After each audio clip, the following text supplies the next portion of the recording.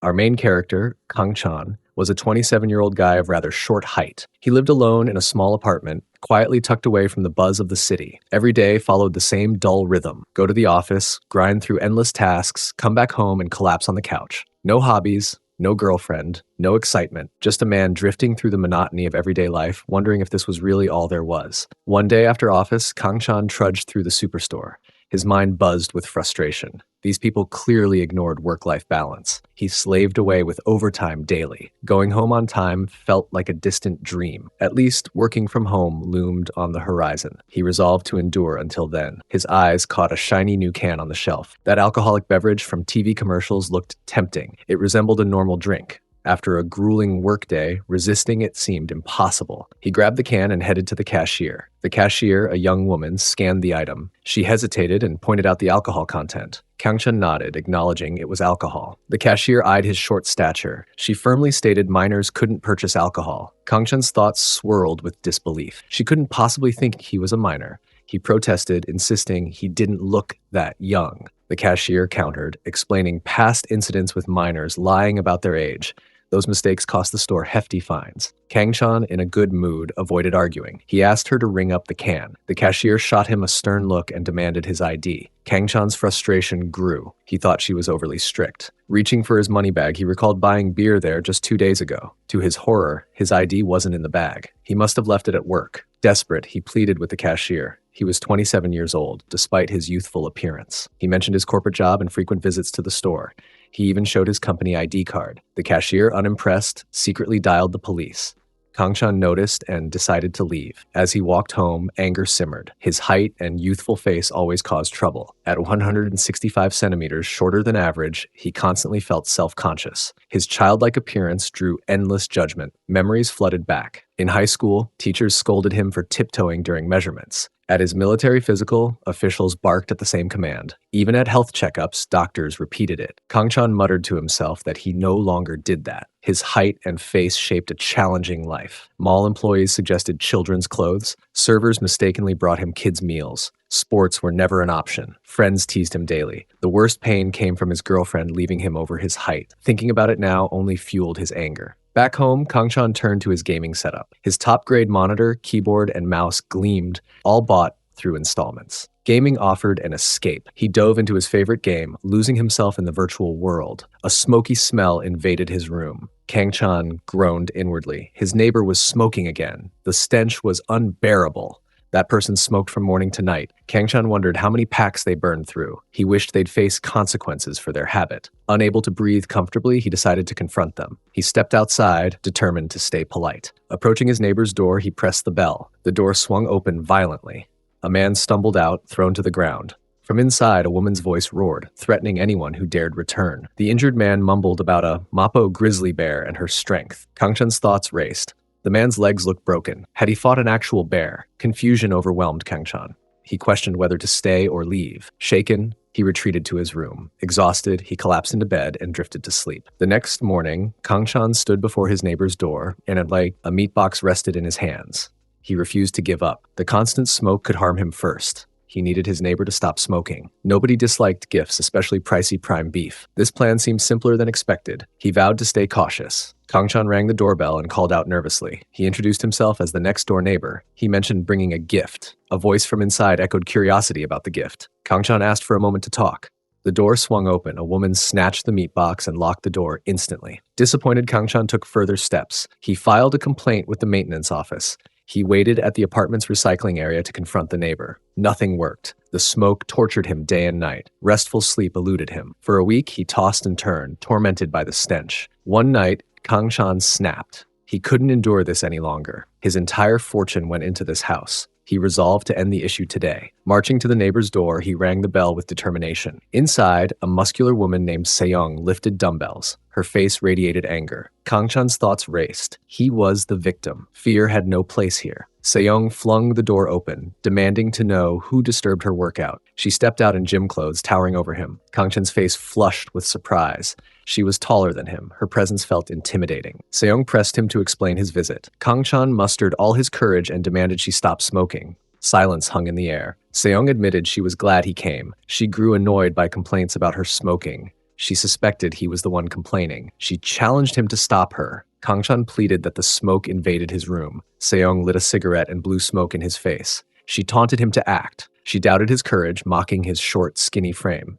She called him a kid. The word triggered painful flashbacks. People always belittled him for his height. They questioned his age and competence. They mocked him as an inconvenience, a midget easy to boss around. Anger surged through Kang-chan. He stomped the cigarette from her hand. He challenged her right to look down on him. He dared her to keep smoking. He wanted to prove his strength. In a heated moment, he pushed her. Her gym clothes shifted slightly. Kang-chan's face turned red. He stammered that it was an accident. Seong hurled a playful insult and locked the door. Kang-chan panicked in his thoughts. He lost his cool and lashed out. He feared she'd come after him. Meanwhile, Seong stood alone in her room. Her thoughts swirled. She found his boldness strangely appealing. Confusion stirred within her about these unexpected feelings. Inside Seong's apartment, she blushed while thinking of Kang-chan. Her roommate Lena watched secretly. Lena wondered who that guy was. She pondered how he flustered Seong so much. A surprising thought crossed her mind. The next day, Kang-chan sat at his office desk. He tapped his phone anxiously.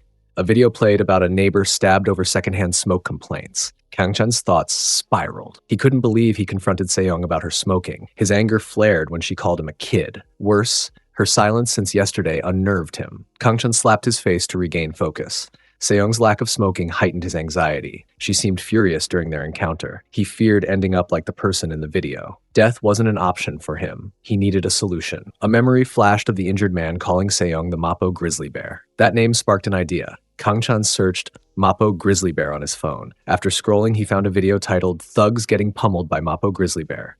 Shock hit him. That was his neighbor. A male coworker approached, noticing Kang-chan's search. They stepped onto the office balcony with coffee. The coworker warned Kang-chan. Even with a baseball bat, Kang-chan would likely lose to Seong. Kang-chan asked if he knew her. The coworker nodded, explaining they attended the same high school. Seong, known as Seong-na, the crazy grizzly bear, single-handedly crushed neighborhood thugs. Her actions protected weaker students like him from bullies. She had a fiery temper, but wasn't bad unless provoked. Kang-chan, overwhelmed, climbed onto the balcony railing. He declared he'd jump off. The coworker grabbed him, alarmed.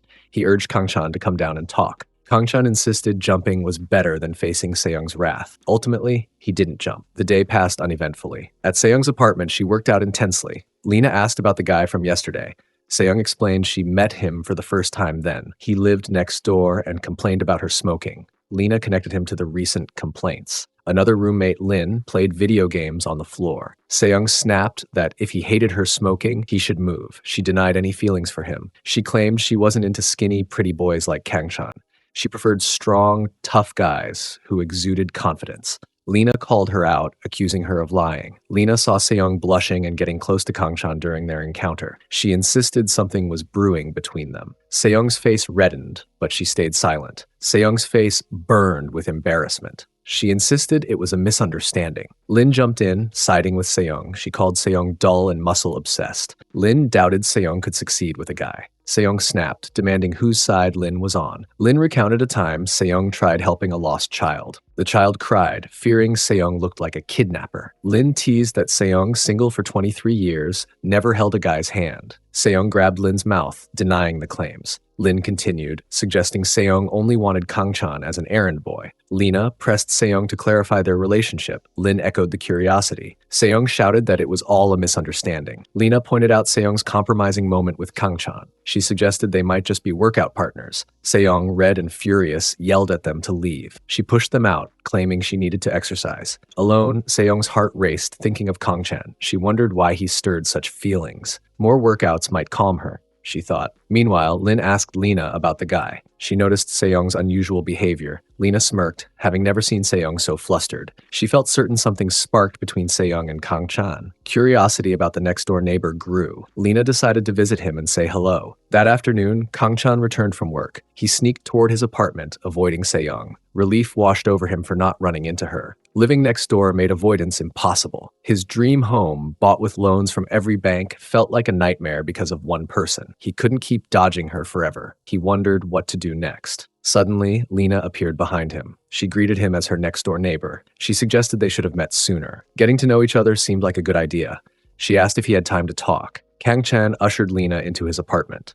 Lena's eyes widened with amazement. She couldn't believe they lived in the same complex. His place looked entirely different from hers.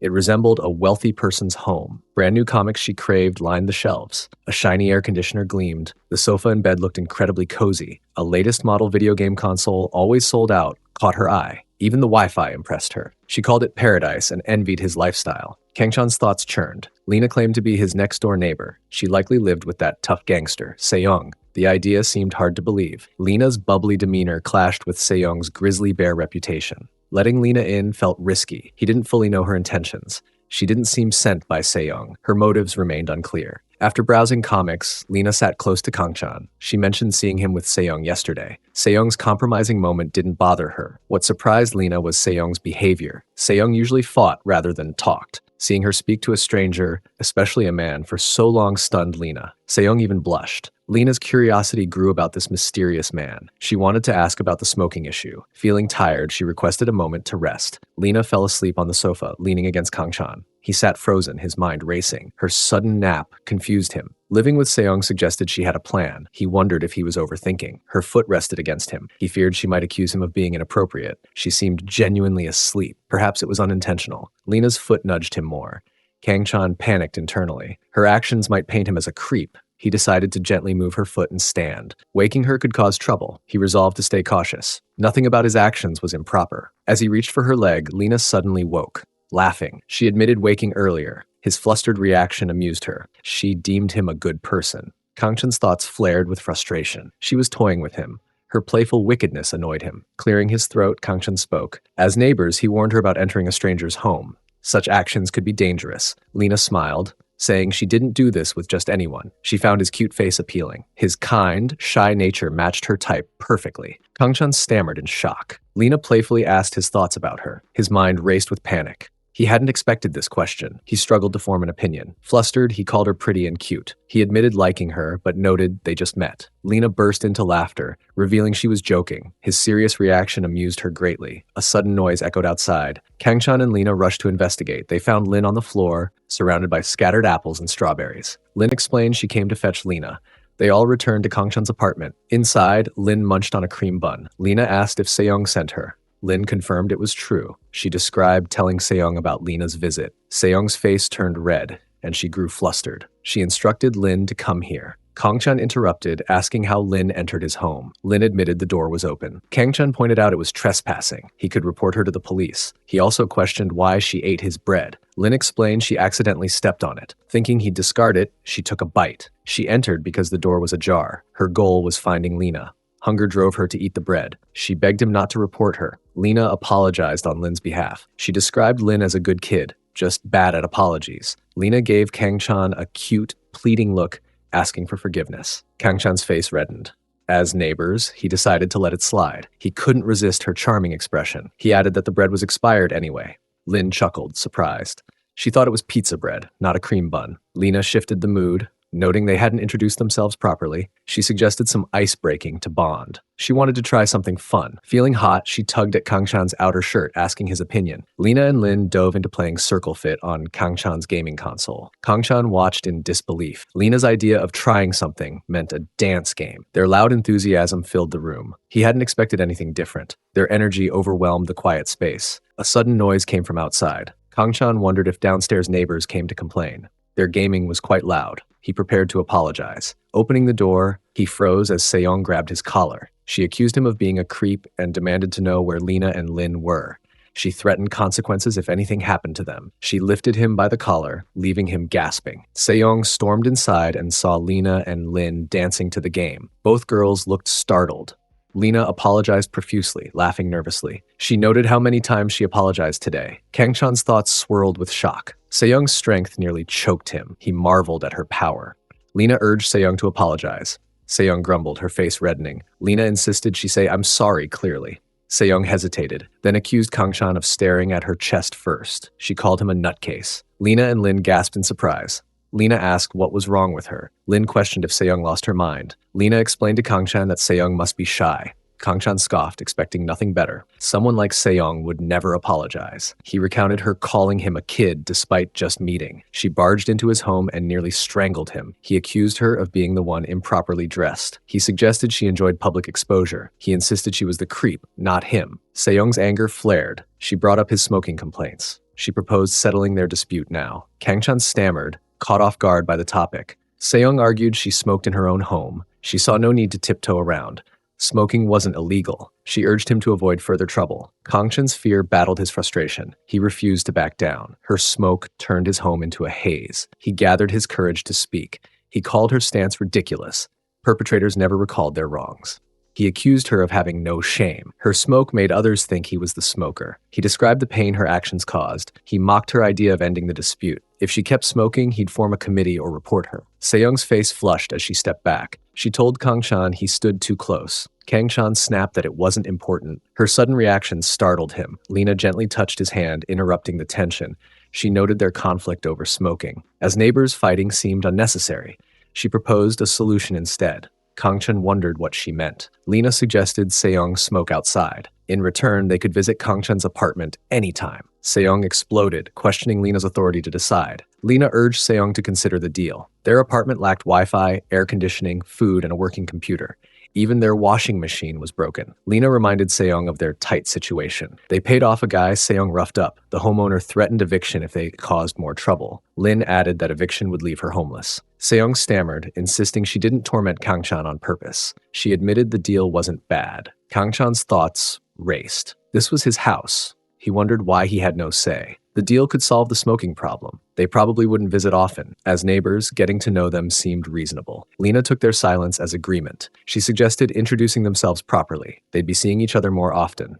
Kangchan echoed her suggestion to introduce themselves. Lena went first, announcing her name as Lena Fox. She was 23 and lived with Seong, her best friend, next door. Kangchan wondered if Lena Fox was a nickname or her real name. Lena explained her Korean mother and American father gave her a unique name. Her parents were abroad. Her blue eyes stood out. She laughed. She told him to call her Lena. Lena introduced Seong Na as their household's breadwinner. She whispered to Kangchan that Seong had the biggest heart among them. Seong shouted, outraged, accusing Lena of being crazy. Lena continued, introducing Lin Yu as the group's youngest. Lin munched on ice cream. Kangchan realized she took it from his fridge without asking. Lena mentioned another housemate. She rarely came home due to constant overtime. Lena felt their introductions were enough. She urged Kangchan to introduce himself. She wanted them to become better friends. She grabbed his arm enthusiastically. Kangchan, startled, introduced himself as Kangchan Oh. He was 27 years old. He hoped they'd get along well. Lena grabbed his hand, noting he was older than them. Seong's eyes narrowed with suspicion. She accused Lena of scheming to make Kangchan pay their bills. Lena laughed, denying the claim. She insisted she only wanted to befriend their neighbor. Seong told her to wipe the drool off her face. Lena encouraged Kangchan to relax around them. Kangchan's thoughts stirred with unease. Lena scared him for different reasons than Seong. That's how he accepted the deal. He assumed their visits would taper off. Instead, they came every day, even yesterday and today. They even convinced him to share his passcode. His cherished home, bought with his entire fortune, became their hangout spot. He watched his tidy space turn into a mess. Regret crept in as he realized opening his home for peace had backfired. At the end of the workday, Kangchan clocked out. He bid his boss farewell. His boss told him to rest well. Walking home, Kangchan's thoughts swirled. He hadn't expected the girls to visit daily. He misjudged their persistence. To rest in his own home, he needed an afternoon off on a day they wouldn't come. He couldn't tell who owned his home anymore. Breaking the promise felt impossible now. He resolved to enjoy much-needed rest today. Alone at last, he planned to watch adult videos all day. It had been a while. He also wanted to play games and savor quality alone time. Opening his apartment door, Kangchan froze. Seong stood there, fresh from a shower. Shocked, he demanded why she was there. Staring in disbelief. Seong hurled a towel at him, yelling for him to look away. She called him a creep. Later, Kangchan sat at his computer. Seong lounged on his bed. The situation felt painfully awkward. Kangchan hadn't expected anyone home. He thought Seong had gym plans. Her presence disrupted his plans. Apologizing first seemed wise. Avoiding more awkwardness was crucial. As an adult, he'd take a deep breath and apologize quickly. Suddenly, Seong spoke from behind. She told him to get lost. Kangchan stammered in confusion. She said his face made her want to punch it. She repeated her demand. Kangchan protested that this was his house. Seong claimed she was there first. She accused him of wanting to sneak a peek at her again. She called him a creep and insisted he leave. Kangchan's anger flared. She insulted his height, calling him a shorty. He demanded she leave his house. He didn't see her body on purpose. Her walking around undressed was her fault, he argued. He accused her of enjoying showing off. Their argument escalated, and Seong raised her fist, ready to strike. Seong caught herself mid-swing, holding back her anger. Kangchan pointed out he was older than her. He demanded some respect. He noted she didn't treat Lena or Lin this way. Her attitude annoyed him greatly. Seong reached for a cigarette. Kangchan rushed toward her, shouting about smoking in his house. Seong raised the cigarette high, out of his reach. She laughed, teasing him. She thought he'd try to jump her. She challenged him to take it. To mock him, she placed the cigarette inside a melon, calling it a handicap. Kangchan gave up, exhausted. He remarked that her behavior explained her lack of a boyfriend. Seong froze, stunned by his words. She stammered, outraged at his boldness. She accused him of never dating either. She insulted his height, squeezing the cigarette pack in anger. Kangchan claimed he had experience. He guessed she had none with men. Her teasing about his height mirrored her own inexperience, he said. Seong called him a liar and a snob. She mocked that no one would date a short, childish-looking guy like him. Furious, Kangchan grabbed her hand and pushed her onto the bed. He challenged her constant kid remarks. He asked if she wanted proof he wasn't a child. Seong scoffed, questioning his actions. She wondered if he thought he could intimidate her. She kept calling him a kid for acting like one.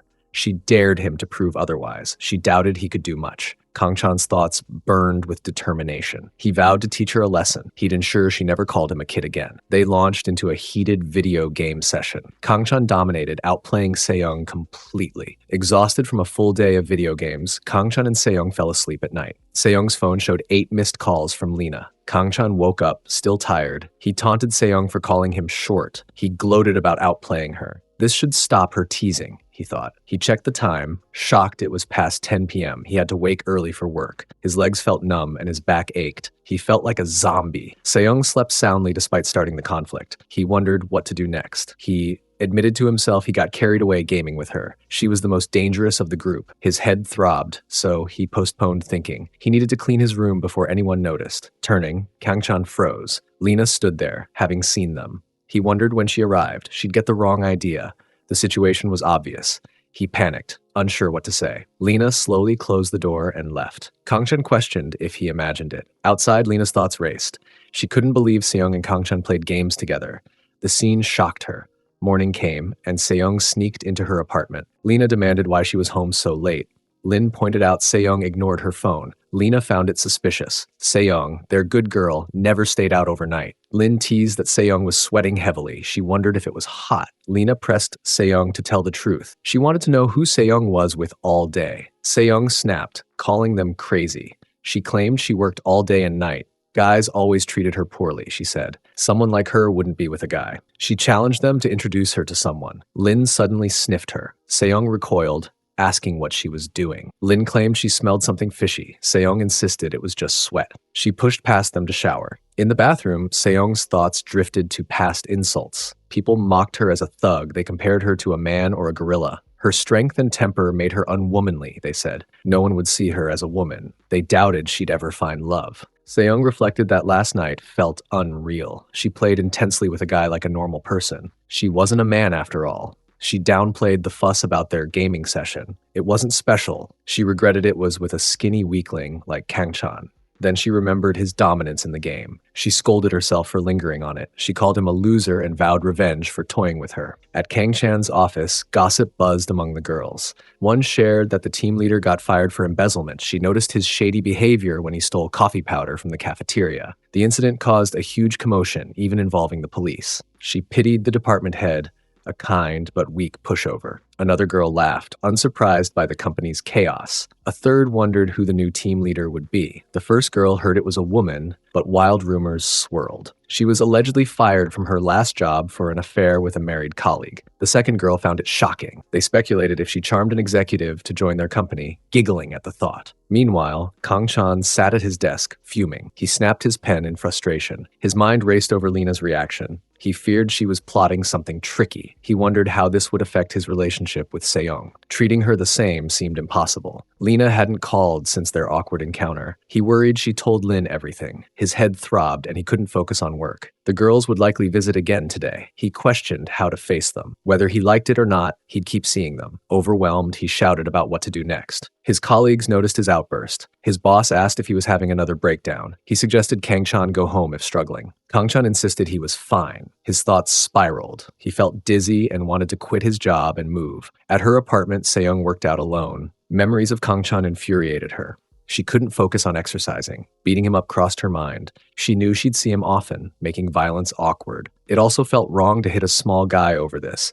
If he told the girls about their wrestling session, trouble would follow. She pondered how to annoy him. She needed to get even no matter what. Later, Seyoung sneaked into Kang-chan's apartment. She confirmed he was at work.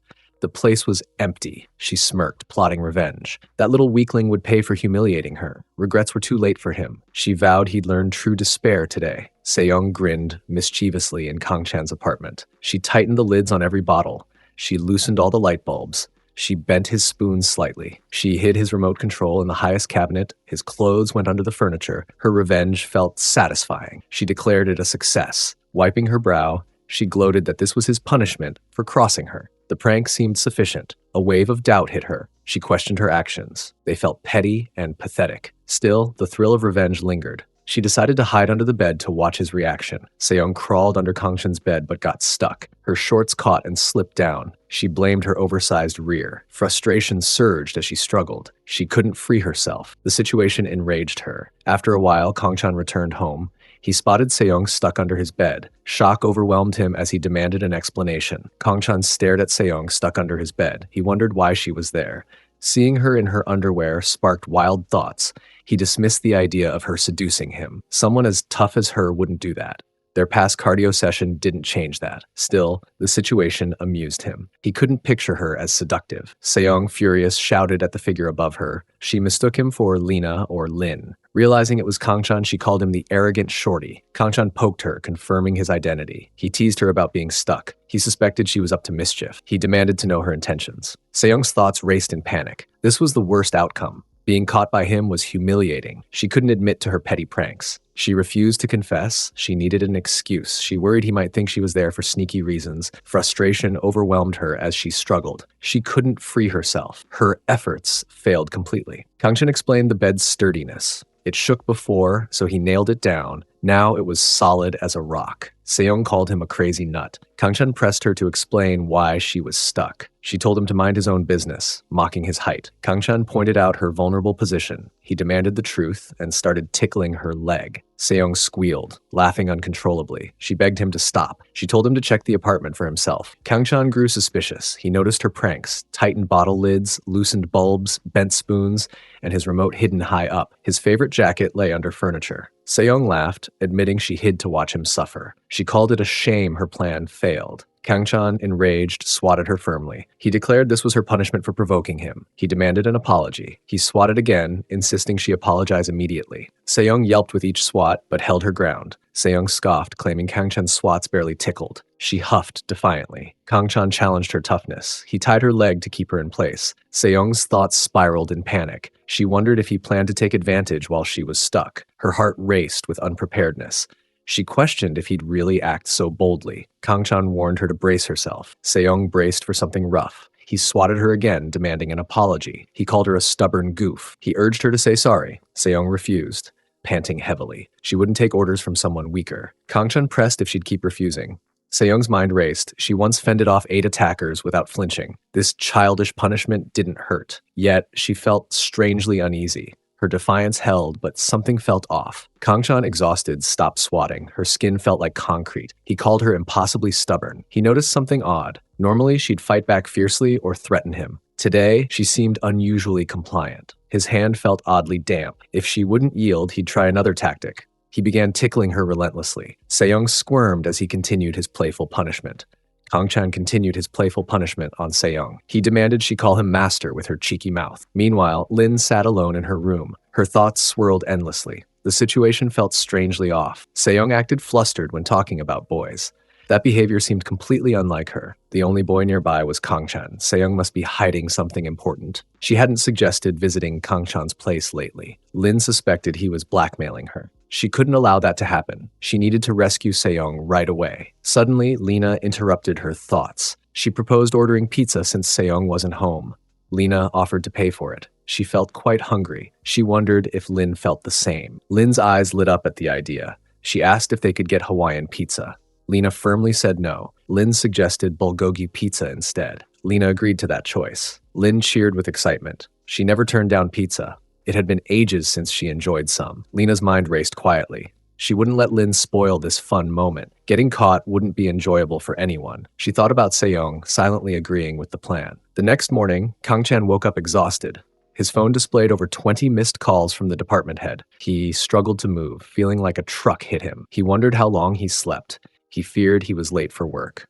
A muscle pain relief patch caught his eye beside him. He wondered if Seong bought it. After their intense night, she got up early to get this. Her stamina amazed him. A girl in her early 20s buying such patches fit Seong perfectly. He hadn't realized she could be so considerate. Suddenly, Lena's voice broke his thoughts. She offered to help apply the patch. Kang-chan jolted in surprise. Lena noted he was finally awake. Kang-chan's shock deepened as Lena leaned beside him.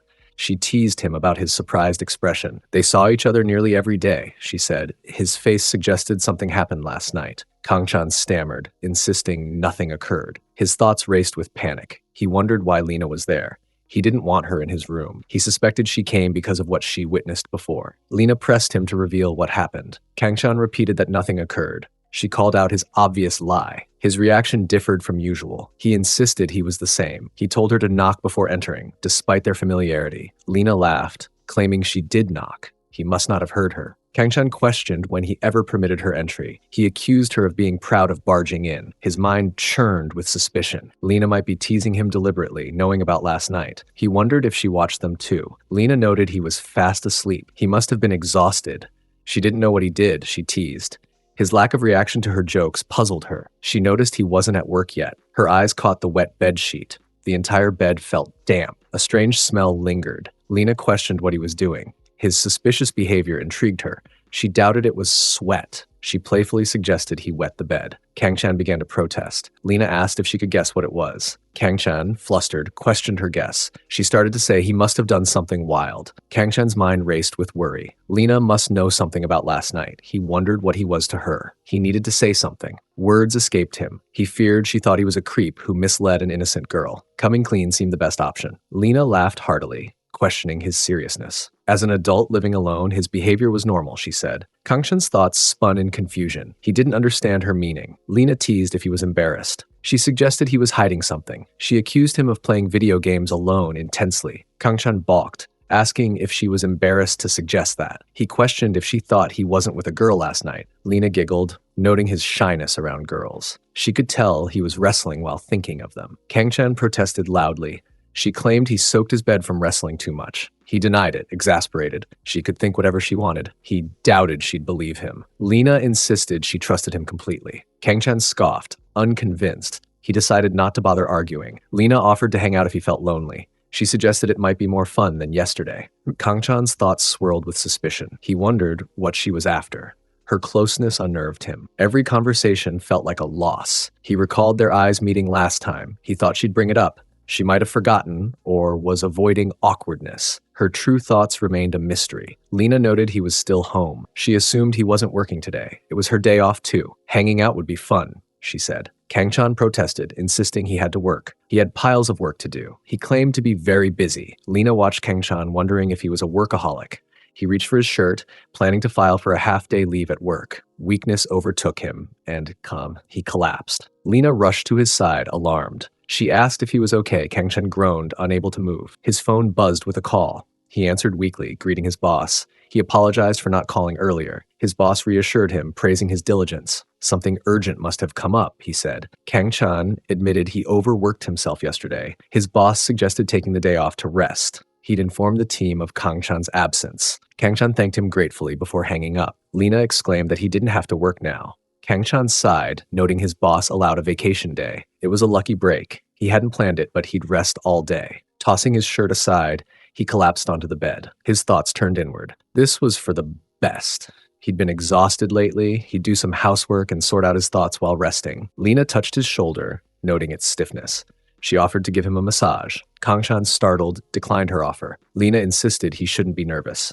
She often massaged Yunda and Seong. She asked how his time with Seong went. Kangshan's mind raced. She knew about their intense wrestling session. Lena leaned closer, teasing Kangshan about his surprise. She thought he knew she was aware of something. Kangshan's thoughts spiraled. He sensed something was off. Lena had been pretending all along. She couldn't have ignored what she saw. Her pinning him down made movement impossible. He wondered if this was her goal. He expected her to ask about it. Now, faced with her directness, words failed him. Saying the wrong thing could lead to trouble. Lena urged him to relax. Her curiosity was innocent, she claimed. She wanted to know how it felt. Kangshan stammered, confused by her meaning. Lena pressed, noting they weren't dating. Something intense happened, soaking his bedsheets. She doubted he could overpower Seong. She was curious about how he broke her defenses. She asked if he asked her out or if they got carried away. She wondered if it was a one-time thing or if he charmed her. She begged him to share, promising secrecy. Grabbing his phone, she hinted he felt guilty. Lena's thoughts turned serious. If Kangshan did something shady, she'd confront him now. Kangshan firmly denied any guilt. Lena pushed him to explain. He admitted nothing to feel guilty about, she said. She doubted they fell in love. Something unusual happened, she insisted. Kangshan denied anything extraordinary. What Lena saw was the whole story. He didn't plan to get carried away. The atmosphere swept him up, leading to their wrestling session. Lena saw it too. They weren't drunk and both agreed to it. Seong provoked him first, he claimed. She initiated everything. If Lena thought he was the bad guy, she was mistaken. Lena smirked, her thoughts racing. Kangshan just played games with Seong. She found it hard to believe. He wasn't sharing willingly. She'd never seen Seong make that expression. Kangshan, short and skinny, sparked something in her. Seong was like a wild beast, uninterested in men. Lena wondered about his special method. Nothing about Kangshan seemed appealing to Seong. They didn't even look good together. The situation intrigued her deeply. Kangshan interrupted, complaining about his aching back. He asked Lena to get off him. She apologized quickly, stepping back. She massaged his shoulders for a while. Kangshan admitted the session with Seong felt like a fight. It was more like a match. He even hurt his back. It sounded odd, but it was a mistake. Lena could think what she wanted. Exhausted, he said he was going to bed. Lena grabbed Kangshan's arm, accepting his explanation. She suggested going out since it was their day off. The weather seemed nice, she said. A date with good food would be fun. Staying home would bore him, she teased. Kangshan protested, citing his aching back. He just wanted to sleep in. Lena pouted, feigning offense. He had an intense cardio session with Seong, she said. Yet, he refused a date with her. She claimed she brought them closer. His rejection felt mean to her. She refused to move until he agreed to a date. She promised secrecy, teasing him further.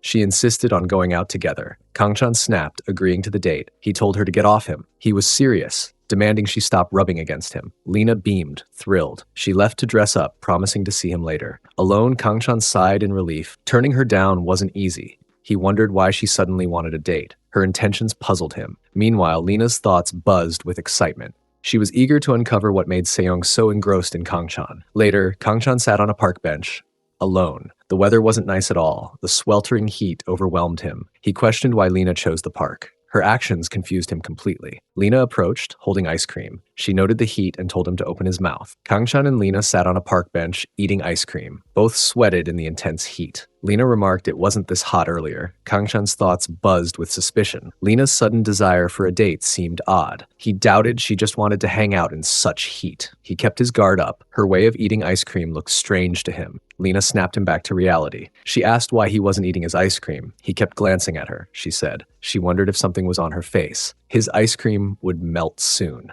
Kangshan, flustered, insisted he was eating. Lena's mind raced with curiosity. Kangshan seemed ordinary on the outside. She saw Seong get close to him. As Kangshan claimed, it wasn't forceful. She wondered if Seong's tastes changed. Something about him might have sparked her interest. Nothing seemed wrong with him, but he was too normal to handle Seong. He wasn't the rough macho type she usually liked. Lena needed to know what made Seong so drawn to him. She planned to find out through this date. Now outside, she felt unsure how to proceed. She needed to probe him somehow. Kangshan asked why she wanted a date so suddenly. Lena countered if he disliked spending time with her. He clarified it wasn't about that. The heat made her choice odd. He wanted her to be honest. If she had one, he urged her to share it. Lena admitted she had a reason. She hadn't thought deeply about it. She explained that Kangshan played games with Seong all night. She wondered if he could do the same with her. Leaning closer, she teased him. Kangshan, shocked, asked what she meant. He wasn't in her bed, he protested. Lena laughed, calling it nice and comfy. Passersby whispered, assuming they were a couple in love. Some wondered if Lena was a foreigner. Others felt jealous. Kangchan whispered for her to get up. People were staring at them. He questioned why she kept lying on his lap. Lena ignored him. She noticed ice cream dripping on her body. She started licking it off, complaining about the stickiness. Kangchan's thoughts screamed in alarm. This felt dangerous. He stood abruptly, insisting they'd be there all night otherwise.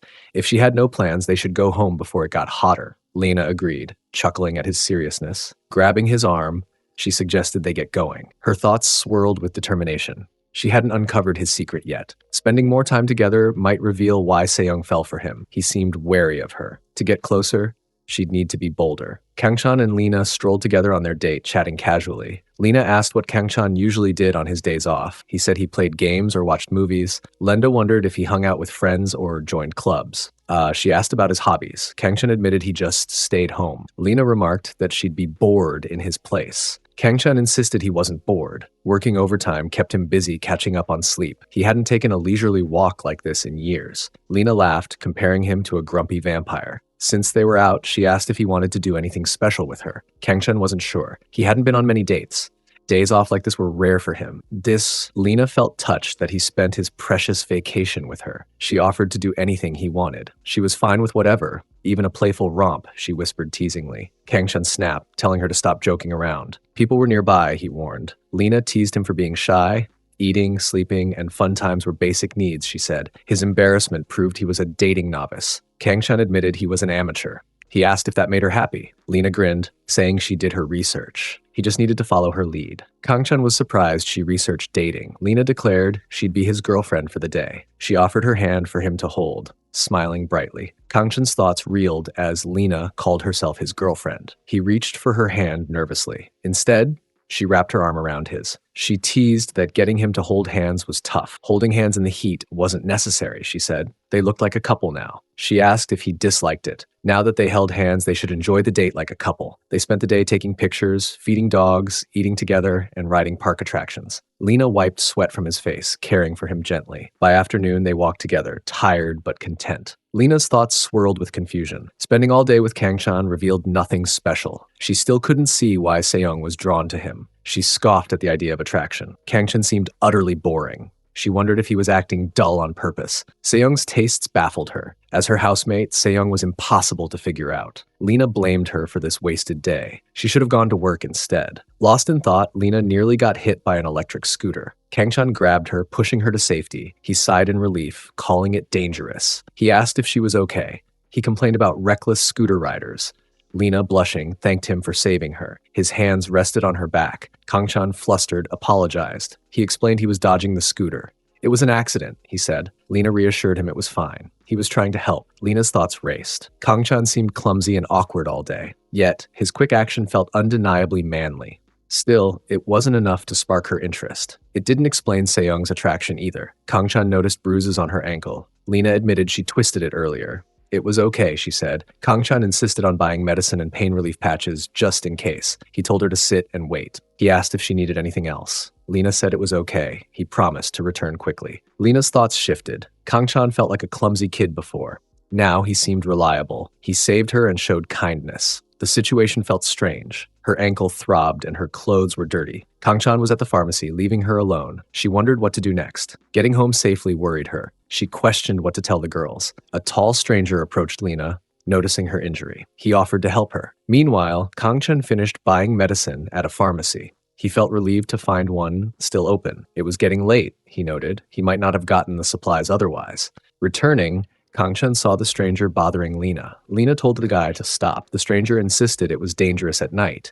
He offered to walk her home. Lena mentioned her boyfriend was coming. The guy laughed, noting she hadn't mentioned a boyfriend earlier. She explained she only twisted her ankle. He didn't need to help. The stranger grabbed her hand, questioning her trust. He commented on her outfit.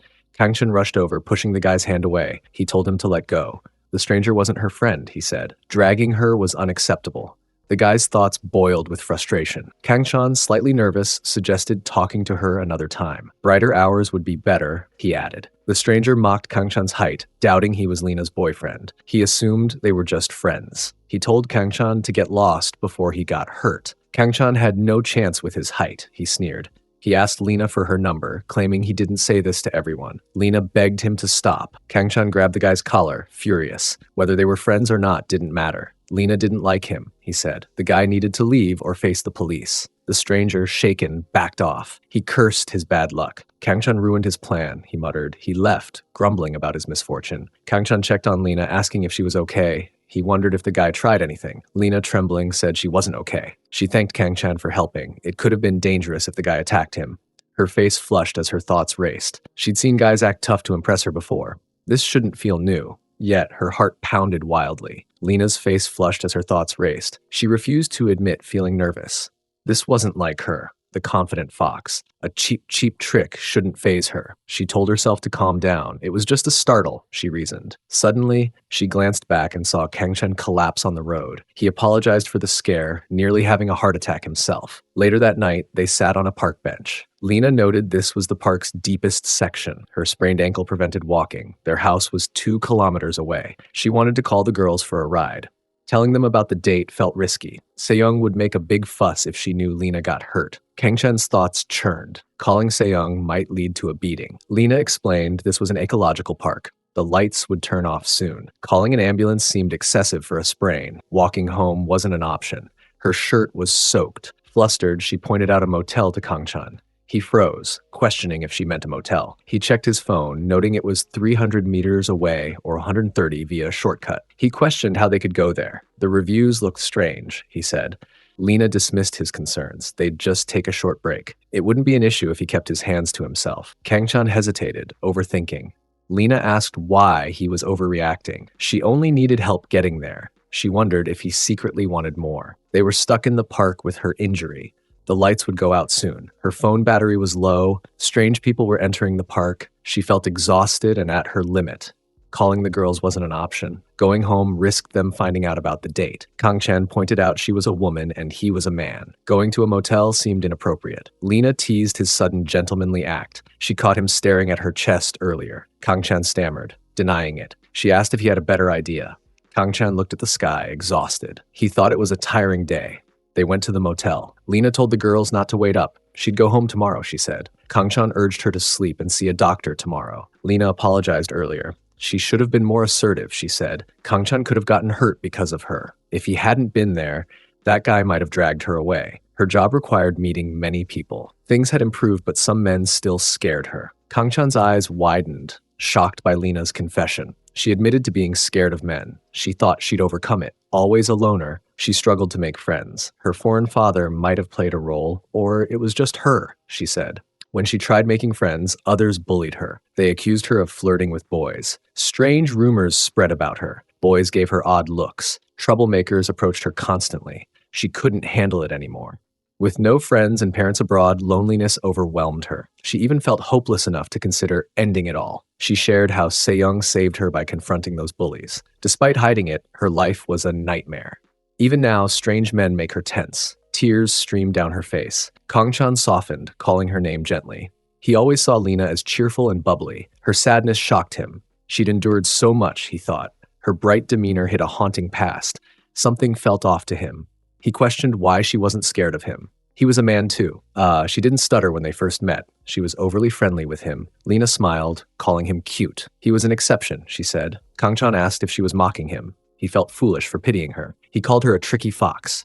He considered going home. Suddenly, Lena grabbed him from behind. She said he wasn't the usual Kang-chan today. He acted manly and cool, she added. Kang-chan, startled, protested her closeness. Her friendliness could cause misunderstandings, he warned. Lena insisted she wasn't joking. She had said everything would be fine if he kept his hands to himself. Kang-chan agreed, confused by her point. Lena leaned closer, asking what if she couldn't keep her hands off him. She wondered how he'd feel about that. Then they started an intense cardio session where Kang totally dominated her. After an intense session, Kang-chan passed out from exhaustion. He woke groggily, finding himself leaning on Lena's lap. She remarked that the motel offered free drinks, just as she heard. She noticed he was awake. Kang-chan mumbled in confusion. Lena admitted she grew worried when he didn't wake up. She teased that lying on her lap was comfortable. Usually, she passed out first, she said. She gave him special treatment for fainting before her. She warned him not to get the wrong idea. They weren't dating just because they had a fun romp, she clarified. Kangchen couldn't believe he passed out. Lena suddenly apologized. Kangchen, puzzled, asked what for. She explained her lighthearted intentions for the date. She wanted to see his true character.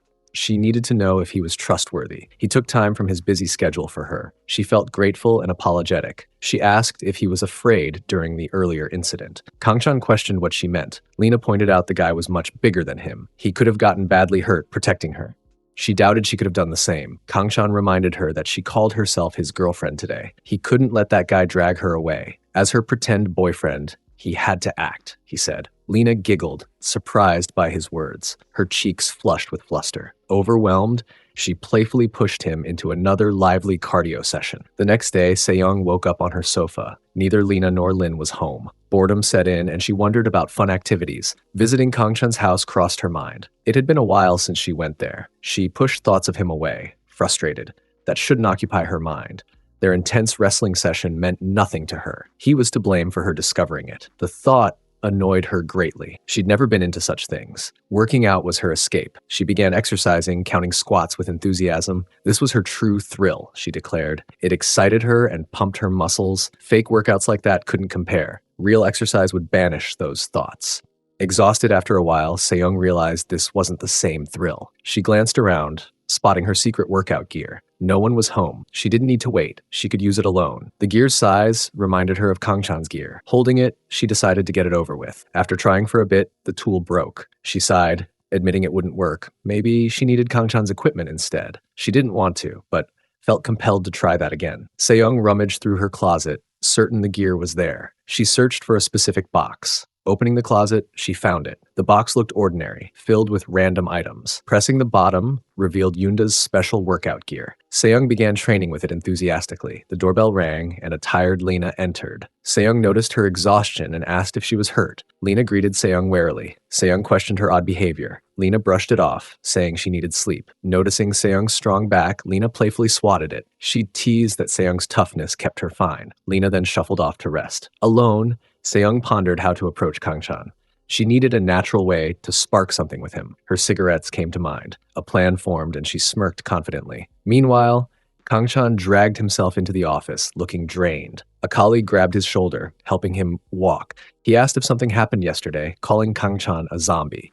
He teased if it involved the Mapo grizzly bear Kangchan mentioned before. Kangchan denied it. The colleague suggested a broken bone from Seyoung's low kick. She could snap a baseball bat in half, he said. Kangchan insisted that wasn't it. The colleague pressed where she hit him. Kangchan wished it was just a hit. Sitting at his desk, Kangchan's thoughts churned. Dealing with Seyoung was hard enough. Now Lena complicated things further. He didn't know how to handle it.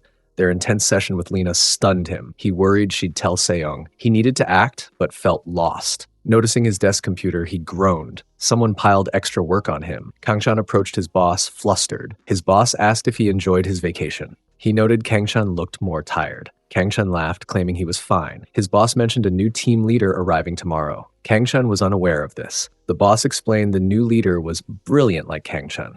There was a commotion at their last workplace, he said. Details would come tomorrow. The new leader would need time to adjust. He asked Kangchan to help them settle in. Kangchan stood confused, processing his boss's words. His boss paired him with the new team leader, calling them both brilliant. He trusted Kangchan to get along with them. Kangchan tried to protest. His boss mentioned the new leader reviewed the files already. Only minor changes were needed. With Kangchan's superb skills, he'd handle them quickly after his vacation. Kangchan's thoughts groaned at the towering stack of files. It resembled a shaky Jenga game, he mused. His boss called it the new leader's gift. Laughing. He left Kangchan fuming. Nothing was going his way, he thought angrily. Later that night, Kangchan returned home exhausted. He wanted to quit his job. Overtime kept from going home on time. A whiff of smoke hit him. He suspected Seyoung was smoking again. She must think he was a pushover. A plan formed in his mind. This could be his chance to turn things around. He might dodge trouble for his romp with Lena. If lucky, he could gain the upper hand. He stood before his door, ready to seize the opportunity. Despite his anger, he could end things with them. Kangchan cleared his throat, preparing to confront Seyoung. He started to demand she quit smoking in exchange for leniency. The door swung open, interrupting him. A green-haired girl named Yoonda stood there, holding a beer and cigarette. Kangchan froze, confused by her presence. Yoonda asked what he wanted, her tone sharp. Kangchan's thoughts raced as he saw Yoonda smoking. He assumed Seyoung was the only smoker in the house. He was certain he was at the right place. This new girl confused him. Yunda demanded he state his business. Kangshan stammered, caught off guard. Yunda pressed him to hurry up. He was interrupting her precious day off. Kangshan pleaded for her to wait. He asked her to stop smoking. The smoke bothered other residents, including him. It was painful for him, he said. Neighbors should show some manners. His thoughts swirled, wondering where Seyoung was. This stranger smoking here wasn't what he expected. Yunda stared, unfazed, and asked what if she didn't want to stop. Kangshan was stunned by her response. She told him to mind his own business. She was smoking in her own home, she said. Kangshan, shocked, repeated his disbelief. Yunda noted she'd never seen him before. He should move if he disliked her smoking. Kangshan fumed, saying she had a knack for annoying people. Yunda dismissed him, saying she was done talking. She mocked his suit, thinking he was a peddler. Triggered, Kangshan reached for her shoulder. He shouted that she couldn't just walk away. As he lunged, he tripped and fell. Yunda dodged swiftly. She warned him not to touch her again. Next time wouldn't end so lightly, she said. Their conversation was over. She called him uptight and tiring. She didn't know who he was. With that, she slammed the door shut. Kangshan's anger boiled over. He considered reporting her. Not a single normal person lived in this house, he thought. Frustration overwhelmed him. He desperately wanted to move. Seyoung stood in Kangshan's room, holding a cigarette and matches. She wondered if this was the only way to spark something with him. She came to his room, but felt unsure what to do next. Smoking went against her promise to him. Hesitation gripped her, but she shook it off. As the infamous Mappo grizzly bear, she always got what she wanted. She reminded herself to follow her plan. Take a puff in his room, pretend she didn't smoke, pull her shirt down, and challenge him to sniff if he doubted her. This would make him want to touch her, she reasoned. His cockiness after their gaming sessions needed a lesson. She'd smoke and play to show him who was boss. Kangshan burst in, spotting the cigarettes in her hand. He demanded to know what she was doing. Seyoung hid the cigarette behind her back, acting innocent. Kangshan, already furious from work, exploded. He'd told her countless times to stop smoking. Neither she nor that other woman respected his requests. He asked if they thought he was a pushover. Seyoung, enraged, punched the wall beside him. She asked if he thought he could ignore her. His yapping annoyed her. Even if she walked over him, he couldn't do anything, she taunted. She called him a sissy. Their past gaming sessions didn't make her easy, she snapped. Kangshan stammered, denying it. Seyoung demanded what a weakling like him could do. She told him not to look her in the eyes. His attitude infuriated her. Kangshan's gaze shifted to a strange object. He pointed at the special gear, confused. He'd never seen it before. Seyoung threatened to beat him harder if he was dodging the topic. Kangshan grabbed the object, recognizing it. Seyoung realized she forgot to hide it. Kangshan asked why it was there. Seyoung, flustered, insisted it wasn't what he thought. She promised to explain everything. Kangshan wondered if she used it for a solo workout in his room. Seyoung's thoughts panicked. She didn't know what to do. 2 hours earlier, Seyoung stood in Kangshan's room. The familiar scent reminded her of him. It stirred excitement in her. She couldn't believe she was doing this.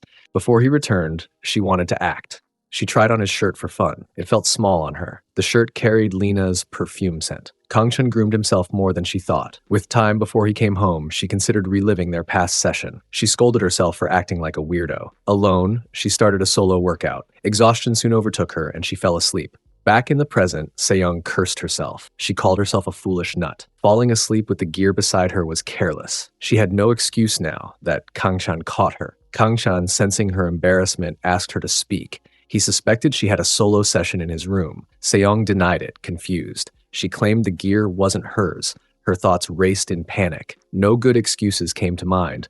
Letting him tease her seemed inevitable. She refused to back down. In this situation, she needed to be bold. It was too late to change things. She decided to face it head-on. Seyoung sighed, frustrated, and called Kangshan a pain. Since he caught her, she'd confess the truth. She admitted to working out in his room. She asked if he was satisfied now. Kangshan's thoughts spun. He couldn't believe she wasn't ashamed. Seyoung challenged him, noticing his stunned look. If it angered him, he should prove himself. She demanded he earn her respect. With that, they dove into another fierce, competitive gaming session. After their intense gaming session, Kangshan arrived at the office the next day in a wheelchair. Exhaustion left him drained and barely mobile. His colleagues whispered in surprise. He resembled a high-profile executive wheeled into court. They wondered if he was in a car accident. Calling in sick would have been easier, they thought. Kangshan's friend teased him loudly. He told others to stop laughing and work. Kangshan survived a battle with a fearsome beast, he joked. Leaning close, he whispered to Kangshan. He asked if it was the Mappo grizzly bear. Kangshan must have trespassed into her territory. He urged Kangshan to see a doctor. He promised to carry on Kangshan's legacy. chuckling. As Kangchan moved, his wheelchair caught on a marker. He toppled to the floor. His thoughts screamed in panic. At this point, he'd die at this rate, he feared. Suddenly, Yunda appeared, startling him. She thought he was a CEO playing for sympathy. She'd heard rumors of his exceptional skills. He was 20 minutes late, she noted. He should get up and start working immediately. Kangchan's thoughts spun as he recognized Yunda. She was the woman who threw him off balance before. Her presence at the office baffled him.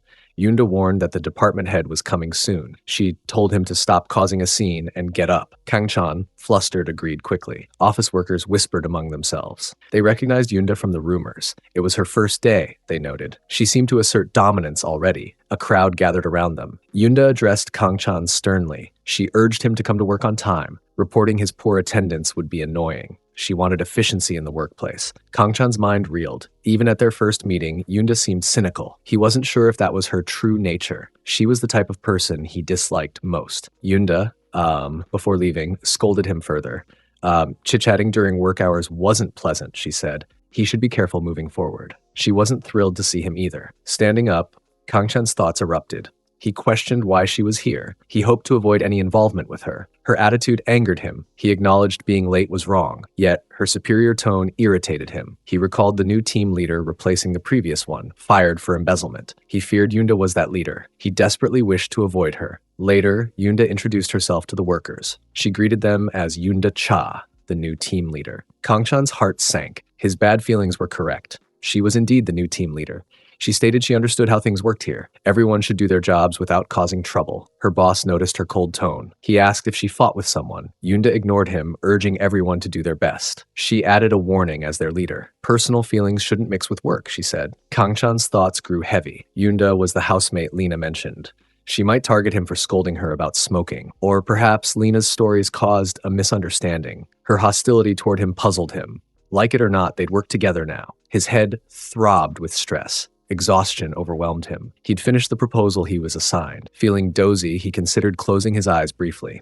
A massive pile of papers landed on Kangchan's desk. He thought this wasn't the first time someone dumped work on him. He vowed not to forgive the culprit. Yunda appeared, noting his lateness that morning. She assumed he'd had enough sleep. She asked if he was still tired. Kangchan, startled, gaped at her. Yunda explained she reviewed the papers on her day off. She told him to stop dozing and get them approved to stay awake. Kangchan, stunned, asked if it was all for him. She criticized the paper's poor format and typos. He could review them if he didn't trust her. Kangchan's thoughts reeled. She finished this in one day. It took him 3 days to do similar work. She even worked at home. He wondered if she was superhuman. Work would be exhausting from now on. He could barely walk after intense sessions with Lena and Seong all weekend. His home life drained him, and his boss didn't favor him. He felt his life was a mess. Disappearing seemed tempting. While carrying the papers, Kangchan stumbled and fell. Yunda noticed, mocking his inability to carry a small pile. She called him too weak and suggested working out. Kangchan stood indignant. He admitted their rocky start, but her words stung. He wouldn't be so weak if she hadn't thrown him last time. She'd been cold to him since arriving. Yunda claimed a misunderstanding. She only told her subordinate to be on time. He arrived in a wheelchair and fell on his own, she said. On her first day, she wondered if he was messing with her. Kangchan, shocked, asked if he was the one bothering her. Yunda, walking away, suggested he was retaliating like a sore loser. Kangchan, picking up papers, grumbled. Seong, Lena, and now Yunda, none in that household were normal. Yunda stopped abruptly. She asked how he knew them. Their boss intervened, halting their argument. He questioned why they were bickering already. Starting today, he placed hands on their shoulders. They were a team for the company's key project. Both Kangchan and Yunda gasped, stunned. They were a team now. Kangchan's thoughts screamed in disbelief. Working with that intense woman was unthinkable. He called it nonsense in his mind. Later, Kangchan stood with his boss on the rooftop. He questioned the team arrangement with Yunda. Their department lagged on proposals already. Yunda joined just a day ago, he noted. His boss confirmed it was decided. Kangchan preferred teaming with someone else. His boss asked if rumors influenced his attitude. Kangchan, confused, asked about the rumors. His boss didn't know the full story. Some claimed Yunda was a schemer who got fired for charming a married man. Such rumors about her circulated. She didn't express emotions easily, he added. Normally, the company promoted internally. Hiring an outsider for a leadership role was unusual. He initially opposed it. Yunda created Crazy Gacha Goddess Mobile, the game that revived their rival, Game Inc. It overtook their company and topped popularity charts. Kangchan's thoughts raced, stunned. That game dominated app download lists. It inspired a webtoon and rumored web animation. He owned a cushion with its character. Yoonda wasn't friendly, but she was impressive. His boss noted the game's fame in the industry. Kangchen got caught playing it several times. Kangchen admitted he enjoyed it. He asked what that had to do with her leadership role. Their department wasn't tied to mobile games. His boss admitted he didn't fully understand either. Their department would handle the game's reboot and marketing. Kangchen, shocked, questioned the decision. It felt like only the accessories changed, he said. His boss wondered if Kangchen resented Yoonda's appointment. Higher-ups might have chosen her due to connections, bypassing Kangchen. Kangchen denied that was his reason. His boss explained the situation. The project's success mattered greatly. Higher-ups, including the president, were deeply invested. It tested Yoonda's reputed skills. Kangchen's year-end assessment depended on it too. Kangchen's thoughts sank. He feared he'd already messed things up. His boss believed Yoonda was skilled but unfamiliar with their work. The previous leader, jailed for embezzlement, left her without guidance. Kangchen was the kindest in the department. His boss trusted him to help Yoonda adjust. Yoonda appeared, cigarette in hand, interrupting the rooftop talk. She insisted she didn't need help. She always managed alone, she said. Kangchen would be more of a nuisance than helpful. Kangchen's thoughts flared with anger. He wondered who she thought he was. He tried staying calm in front of their boss. He didn't want to team up with her either. He was holding back too, he snapped. She shouldn't belittle him like that. He accused her of disrespecting authority by yelling. He asked if she smoked in his face on purpose. Their boss, frustrated, cleared his throat. The boss asked if they fought because they were past lovers. Kangchen and Yoonda shot him death stares. He apologized quickly. The executives decided this after much thought, he said. They needed to accept it. Later, Kangchen's friend expressed disbelief. Teaming with Yoonda seemed impossible. She was new and unknown, he said.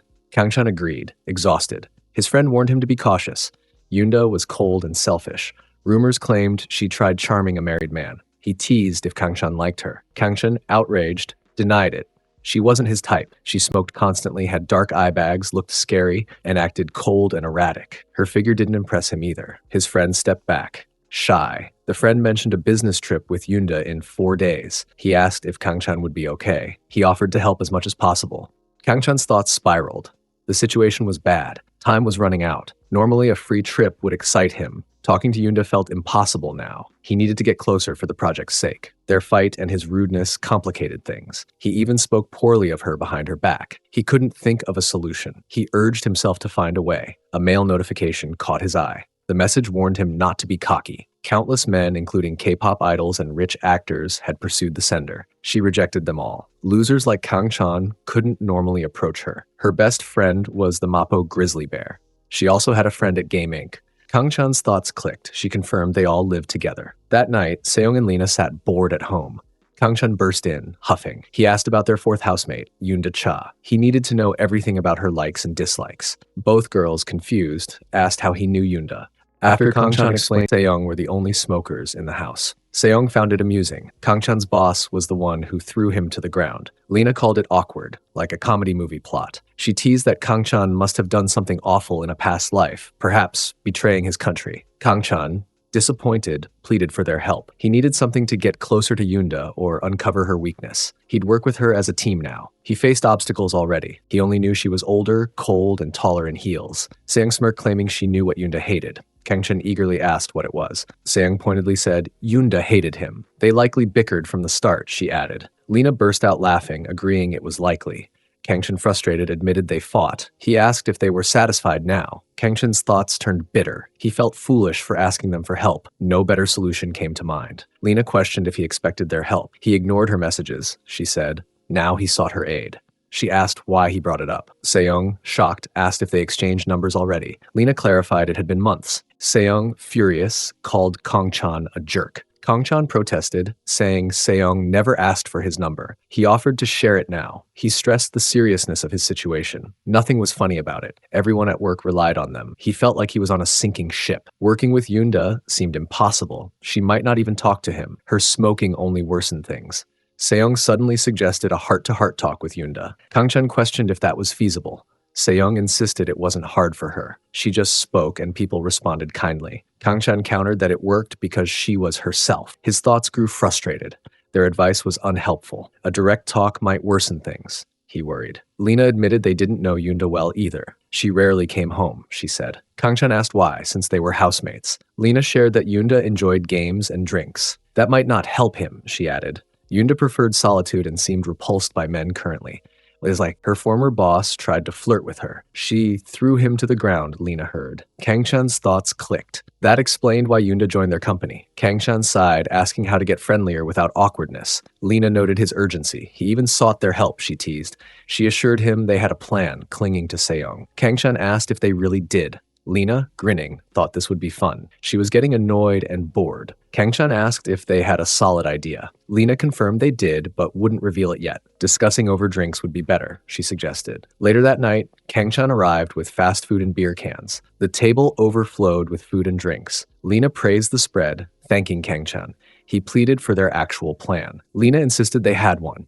Suddenly, Lin appeared, sniffing the food like a curious pup. She declared she arrived just in time. Lena teased that Lin always found good food. Lena asked Kang-chan his next steps after learning about Yunda. He opened a beer can, unsure. He was still thinking, he said. Seong, holding a chicken fry, called his efforts futile. Yunda wouldn't fall for cheap tricks without knowing her weakness. She suggested showing Yunda his gaming gear. Yunda liked intense challenges, she teased. Kang-chan's gear was his one good trait, she said. Kang-chan spat out his drink, shocked. He asked if Seong was drunk. Lena leaned toward Seong, asking how she knew that. Lin giggled, suggesting Seong had a wild romp with Kang-chan. Seong denied it, flustered. She said not to judge a book by its cover. She just assumed, she clarified. Kang-chan changed the topic. He asked if Seong avoided chicken skin. Seong confirmed she didn't eat it. Her cardio workout efforts would be wasted otherwise. She fed the skin to Lin. Kang-chan's thoughts marveled. Seong skipped the best part of the chicken. Lena, leaning close to Kang-chan, urged him to stop thinking and drink. Kang-chan hesitated, saying he wasn't a strong drinker. He had work tomorrow, he added. Lena insisted everyone was together. One glass of soju wouldn't hurt, she said. She had a plan, she reassured. Kang-chan agreed to just one glass. They all cheered and drank. Later, they were all tipsy, sprawled out together. The scene shifted to the office, where Yunda worked late on her computer. She recalled her father's words. This was her last chance to reclaim what was stolen. His company relied on her. He anticipated her triumphant return and revenge. Yunda's thoughts drifted to Kang-chan. He lingered in her mind. He showed up at her door unexpectedly. He even knew the girls' names. She wondered what they were planning. She called Seong to find out. Meanwhile, Kang-chan, Seong, Lena, and Lin were asleep, exhausted from drinking. Kang-chan, groggy, answered Seong's phone. He mumbled a sleepy hello. Yunda's voice sharpened. She demanded to know who he was. She asked why he answered Seong's phone. Kang-chan, caught off guard, froze in flustered panic. Kang-chan's thoughts raced in panic. He realized it was Yunda on the phone. He grabbed Seong's phone by mistake. The timing couldn't be worse, he cursed. Yunda recognized him as Kang-chan. Oh, the neighbor. She asked if all the girls were there. Kang-chan wondered how to explain this. Yunda demanded he put Seong on the phone immediately. Kang-chan panicked, noting Seong was asleep. Yunda warned that if he harmed them, he'd made a huge mistake. She was coming over now. He shouldn't dare leave, she said angrily before hanging up. Kang-chan tried calling her back, but she was gone. Yunda's thoughts churned with suspicion. She wondered how he overpowered Seong. He might have gotten her drunk, or worse, she feared. He didn't seem like a bad person. She considered calling the police. Might be a misunderstanding, she reasoned. She decided to check for herself. Kang-chan, terrified, knew she got the wrong idea. He tried waking Seong, shouting it was an emergency. She needed to wake up. Yunda was coming. Seong, still asleep, kicked him in the stomach. Kang-chan rolled on the floor in pain. His thoughts screamed that a direct hit could have been deadly. The kick was dangerous. He decided to leave her be. Waking the others first seemed smarter. He called out to Lin, urging her to wake up. Yunda Cha was on her way. Lin, half asleep, grabbed his hand. Kang-chan, relieved, thought she was awake. They had no time, he said. They needed to wake everyone. Lin, still dreaming, bit his hand, muttering about mint-flavored snacks. Kang-chan writhed in pain again. Lena stirred, groaning about drinking too much. She felt hot and overheated. Kang-chan threw a blanket over her. She fell back asleep instantly. His thoughts spiraled in frustration. They lived close to the office. Yunda would arrive soon. He couldn't think of any excuses. Yunda's voice boomed from outside. She demanded he open the door before she called the police. She heard the commotion inside. His was the only house with lights on. She gave him 3 seconds, starting with 1. Kang-chan's thoughts shifted. He had no reason to be scared. He did nothing wrong. Confidence was key, he told himself. Kang-chan opened the door, pleading for her to listen. Yunda stormed in, ignoring him. She saw the girls drunk and asleep. Kang-chan insisted he didn't do anything. He begged her not to misunderstand. Without warning, Yunda kicked him in the stomach. Kangchan collapsed, rolling in pain once more. Yunda glared at Kangchan, calling him a creep. She said they had time before she dragged him to the police. Suddenly, Lena woke up and quickly explained the situation. After explaining, Yunda asked if they really just had a late dinner together. Lena confirmed nothing happened. Kangchan was just a friendly neighbor, she said. He was too kind to scheme anything bad. He'd probably just cover them with blankets even if they were in their birthday suits, she joked. Lena apologized to Yunda. They'd been eating instant noodles for days due to tight budgets. They craved something tasty, so they came to Kangchan's place. Kangchan, furious, snapped at them. Yunda body slammed him last time and now kicked him hard. Her actions crossed the line, he shouted. He'd been nice because they were neighbors. He wouldn't let this slide anymore. He demanded they leave before he called the police. His thoughts raced, urging restraint. They still needed to discuss the project. He wanted her to stop smoking in the house. This could be an opportunity, he realized. He should turn things to his advantage. Yunda told Lena to go inside and sleep. She needed to talk to Kangchan alone. Lena agreed and left. Kangchan's thoughts swirled, wondering what she wanted to discuss. Yunda suddenly apologized. She admitted she misunderstood him. She'd been overly sensitive lately due to personal issues. They had more misunderstandings to clear up, she said. One bottle of soju remained. She asked if he'd talk over a drink, opening the bottle. Kangchan and Yunda drank in silence. Kangchan's thoughts squirmed with discomfort. Yunda downed her drinks without speaking, making things awkward. Yunda broke the silence. She said it was okay if he hated her. She had body slammed and kicked him, acting mean. They'd see each other at work now. She hoped for a heart to clear their grudges. He must have felt wronged by her actions, she said. She wondered why he didn't call the police or retaliate. Kangchan's thoughts raced.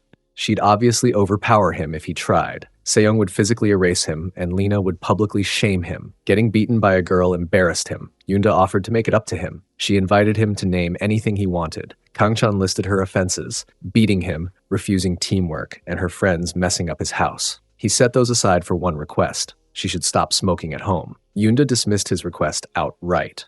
Kangchan, furious, protested. She said he could ask for anything. Not smoking at home was basic courtesy, he argued. He shifted topics, curious about the rumors. He asked what happened at her previous workplace. Yunda seemed rough, but not deceitful, he said. As teammates, he wanted the truth. Yunda explained it wasn't serious. Her ex-boss kept flirting with her. She body slammed him after 3 warnings, just like with Kangchan. Kangchan's thoughts flinched, dreading the memory. Yunda admitted the incident shook her. Overworking kept her from sleeping without drinking. She started smoking then too. Her ex-boss likely spread the rumors, she said. People at work called her a schemer or said she got her job through connections. Kangchan urged her to ignore them. She was a bit cold, but not a liar. He respected her as a developer. She created his favorite game. Her story showed people misjudged her. He hoped she wasn't too discouraged. Yunda's lips curved into a small smile. Kangchan scolded Yunda for using violence and smoking freely. He urged her to stop ignoring him at work. Yunda sighed, saying her ex-boss talk heated her up. The alcohol might be the cause, she added. She removed her jacket, feeling warm. She asked if he minded her like this. Kangchan, blushing, said he didn't care. It might embarrass him if the girls saw, he stammered. Yunda admitted she'd usually dismiss flattery. Drinking alone got lonely, she said. She invited him to be her drinking buddy until she fell asleep. Kangchan hesitated, noting the late hour. They had work tomorrow, he said. Yunda clarified she wasn't pushing for wild drinking. Falling asleep was tough for her. She wouldn't force him to drink. Kangchan offered to be her conversation buddy instead. Yunda drank heavily as they talked. Now on the sofa, a drunk Yunda clung to Kangchan's shoulder. Kangchan's thoughts panicked. He'd opened his gifted whiskey for her. She was extremely tipsy. He wondered what to do. Yunda, kicking food cans away, cursed loudly. Life was tough, she ranted. Everyone at work expected her to lead. They gossiped behind her back. He'd drink and smoke in her shoes, she said. They were like family now. She asked if he understood her. Kangchan's thoughts begged her to let go. Yunda, twisting his cheek, demanded why he stayed silent. Kangchan, wincing in pain, called her Miss Cha. She was drunk, he groaned. He didn't know how to handle her. Yunda told him to call her Yunda outside work. She asked why he let her drink so much. She couldn't handle liquor, he said. She should go to bed. Suddenly, Yunda collapsed, asleep. Kangchan's thoughts questioned if she was really out. He hadn't looked at her closely before. He stared at her face. Yunda's eyes snapped open, catching him. She teased that he called her imperfect, but stared anyway. Kangchan, flustered, insisted it was a misunderstanding. After that, they dove into a late-night cardio session. After Yunda left, Kangchan sat alone, his thoughts racing. He wondered how to handle work now. Their late-night gaming made things more awkward. He felt frustrated and pushed it off until tomorrow. The next day at the office, Kangchan and Yunda sat back to back, silent. Coworkers stared, sensing something between them. Kangchan's thoughts confirmed the awkwardness. He called himself foolish for expecting otherwise. He needed to prepare for a presentation and plan a business trip. Yunda likely remembered last night. He worried. Protecting his pride wouldn't help. He decided to talk to her first. As his boss, she deserved his effort. He needed to stay calm and act normal. Kangchan approached Yunda nervously. He offered to help her adjust to the team. Things were awkward, he admitted. They needed to plan the project and hold a meeting. Yunda dismissed him coldly. She'd handle everything, she said. He shouldn't get in her way. He could slack off while she led them to success. She'd call him like a loyal pup when needed. Kangchan's thoughts boiled with frustration. Yunda's attitude infuriated him. She hadn't changed after last night, he fumed. He called her harsh in his mind. She treated him like baggage. He vowed not to help, even if she begged. Something felt off, though. She seemed calm when he approached. He wondered if she blacked out. Her composure was hard to read. Meanwhile, Yunda's face flushed secretly, betraying her cool exterior. Yunda stood alone in the bathroom, her thoughts spiraling. Kangchan distracted her from work. His skills were only his gaming gears, she thought. She needed to stay calm and professional. Their drunken mistake haunted her. She cursed herself loudly for it. A woman outside overheard, wondering if Yunda had a bad breakup or stomach troubles. Yunda's thoughts continued. Stress overwhelmed her lately. She regretted not working out yesterday to avoid this mess. At a meeting, Kangchan suggested an idea to their boss.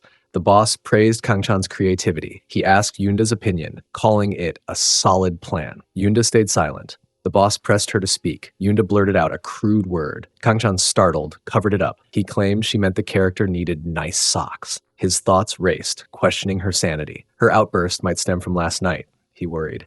Keeping his distance today seemed wise. Later that night, after a long workday, Kangchan finished his tasks. He noticed Yunda still working, slumped over her desk. His thoughts noted her off day. He considered helping her, but smirked instead. She insisted on handling everything so she could suffer. Grunt work wore everyone down. Since she loved working, he'd let her take his share too. He planned to go home and game. Kangchan glanced at her screen, spotting her search history. Character tier lists, cursing without bans, lawsuits for cursing, women's makeup, perfume, sabotaging a boss, file errors, women's outfits, avoiding late work, vape juice, why she was single, and cardio workout tips. He chuckled at her slacking. She gave him grief for less, he thought. Then he froze, noticing cardio workout-related searches. His thoughts screamed in shock. Yunda woke up, catching him smiling. She asked if he enjoyed her struggling with work. Kangchan panicked, wishing he'd left. He scrambled for an excuse. He asked if she did all the work manually. Their office program could finish it in 10 minutes, he said. Using functions and commands would be easier. He wondered why no one added her to the office chat. She could have asked for help. Yunda insisted she was managing fine without the program. Kangchan, shocked, asked if that explained the stacks of paperwork she gave him. Yunda warned against over-relying on programs and functions. Convenience brought risks, she said. Kangchan invited her to sit. He offered to teach her. Yunda sat beside him. Kangchan's thoughts sighed in relief. His quick thinking saved him. Seeing her now, he considered addressing last night's events. He'd think about it after work, he decided. He taught her the program's shortcuts. Later, they walked home under the late-night sky. Kangchan pointed out how much easier and faster the program was. As teammates, she shouldn't hesitate to ask for help, he said. Yunda suddenly admitted she was hungry. Since he helped, she offered to buy dinner. Kangchan's thoughts hesitated. Dinner felt like stepping into trouble. Declining might waste his efforts to get closer to her. He considered refusing outright. Yunda snapped at him to stop standing there. She told him to come along. Kangchan agreed nervously. His thoughts reassured him it was just dinner. Nothing bad could happen, he reasoned. After eating, they ended up in a room together. Kangchan's thoughts cursed his situation. He knew this would happen. He should have gone home. Yunda got tipsy and passed out on the street. No one answered their phones. If she weren't his boss, he'd have left her or called the police. Yesterday was a mistake, he thought. Since he was already there and tired, he'd rest a bit. Once she was asleep, he'd slip out. He just needed a quick breather. Kangchan and Yunda started an intense cardio session to lighten the mood. Kangchan lay in the hospital, exhausted from overexertion. The doctor reported no major issues.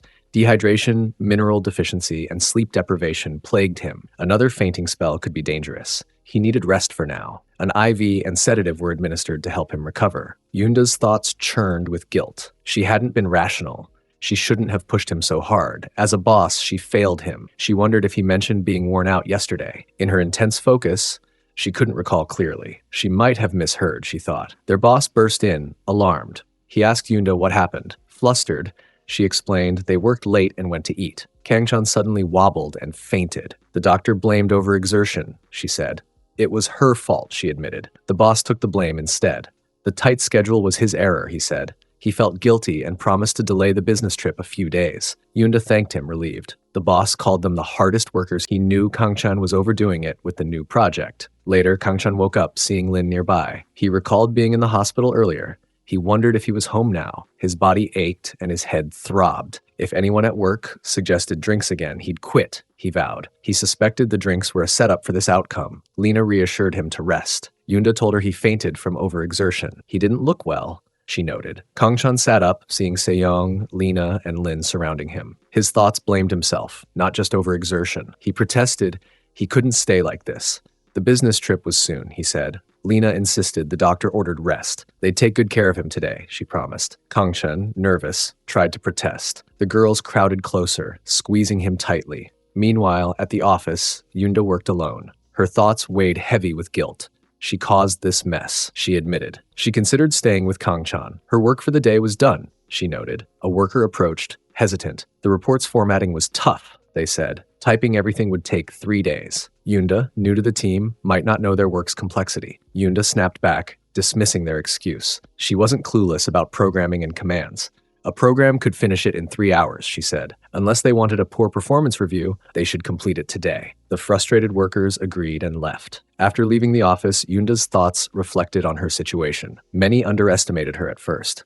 Kangchan's help changed that, she realized. Worry for him crept in. She decided to take a half day off. She couldn't handle the team's work alone. She didn't trust the girls to care for him properly either. Yunda returned home to a chaotic scene. Lena greeted her, surprised she was back early. Yunda asked what was happening. Sejong pinned Kangchan's hands down. Lena tried feeding him soup like a baby. Lena boasted the soup was healthy. Kangchan gagged, calling it a dish from a nightmare.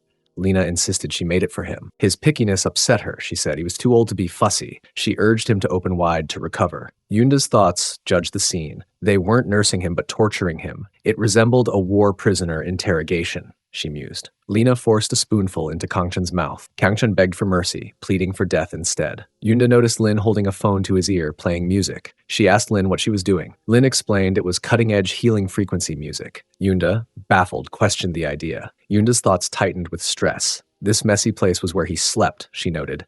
A strange smell lingered in the air. Someone was clearly overdoing their solo gaming, she thought. Her eyes caught something familiar. She spotted a special gaming gear she'd hidden in his room, startling her.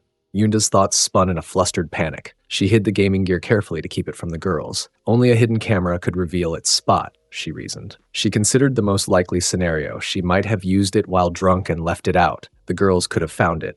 Even drunk, she wouldn't be that careless, she insisted. She hadn't touched it in a while. No explanation made sense. A man shouldn't have such gear in his room, she thought. Perhaps he was into it. Asking him directly seemed best, but the girls were torturing a sick Kangchan. Sneaking to the door, she feared them discovering her secret. Something was off about him. She needed to uncover the truth despite her unease.